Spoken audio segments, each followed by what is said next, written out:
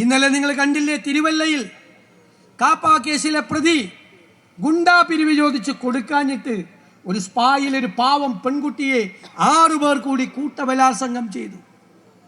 ഈ മുഖ്യമന്ത്രിക്കും നാണമുണ്ടോ? ഇത് ബീഹാറാണോ? ഇത് കേരളമല്ലേ? നമ്മുടെ കേരളത്തിൽ ഇതുപോലത്തെ പരിപാടികൾ അതെങ്ങനെയാ?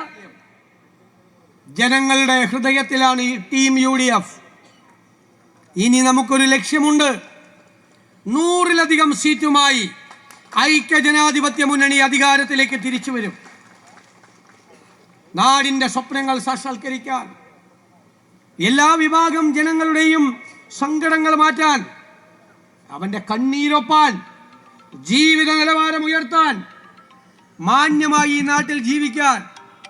ഇതിപ്പോ കൊള്ളക്കാരുടെയും ക്രിമിനലുകളുടെയും ഗുണ്ടകളുടെയും മയക്കുമരുന്ന് മാഫിയയുടെയും നാടാണ് കേരളം. അതിൽ നിന്ന് കേരളത്തെ നമ്മൾ മോചിപ്പിക്കും. ഇന്നലെ നിങ്ങൾ കണ്ടില്ലേ, തിരുവല്ലയിൽ കാപ്പ കേസിലെ പ്രതി ഗുണ്ടാ പിരിവ് ചോദിച്ച് കൊടുക്കാഞ്ഞിട്ട് ഒരു സ്പായിൽ ഒരു പാവം പെൺകുട്ടിയെ 6 പേർ കൂടി കൂട്ടബലാത്സംഗം ചെയ്തു. ഈ മുഖ്യമന്ത്രിക്കും നാണമുണ്ടോ? ഇത് ബീഹാറാണോ? ഇത് കേരളമല്ലേ? നമ്മുടെ കേരളത്തിൽ ഇതുപോലത്തെ പരിപാടികൾ അതെങ്ങനെയാ? കൊടും ക്രിമിനൽ കേസിലെ പ്രതികൾ വരെ പരോളിൽ പുറത്താണ്. TP ചന്ദ്രശേഖരനെ 51 വെട്ടുവെട്ടിക്കൊന്ന കേസിൽ പ്രതികൾക്ക് 1000-ലധികം ദിവസമാണ് പലർക്കും പരോൾ കൊടുത്തത്. അവർക്ക് ജയിലിൽ ഏറ്റവും ലേറ്റസ്റ്റ് ഫോണാണ്. അവർ ചോദിക്കുന്ന ഭക്ഷണമാണ്. രാവിലെ യൂറോപ്യൻ ബ്രേക്ക്ഫാസ്റ്റ്, ഉച്ചയ്ക്ക് ചൈനീസ്, രാത്രി തണ്ടൂരി ഭക്ഷണം തലേ ദിവസം കൊടുക്കും. അതാണ് ഞാൻ മുഖ്യമന്ത്രിയോട് പറഞ്ഞു, ഒരു എയർ കണ്ടീഷൻ കൂടി വെച്ചു കൊടുക്കും അവർക്ക്. അതിൻ്റെ ഒരു കുറവേ ഉള്ളൂ.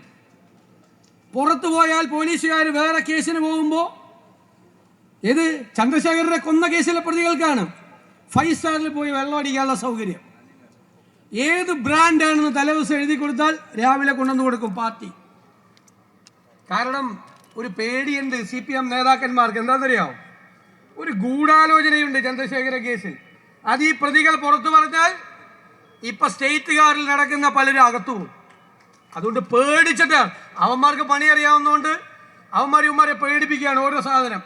അവരവിടെ നിന്ന് കൊട്ടേഷൻ പ്രവർത്തികൾ ചെയ്യുകയാണ്, അവിടെ നിന്ന് മയക്കുമരുന്ന് വ്യാപാരം നടത്തുകയാണ്. ഇതാണ് കേരളം.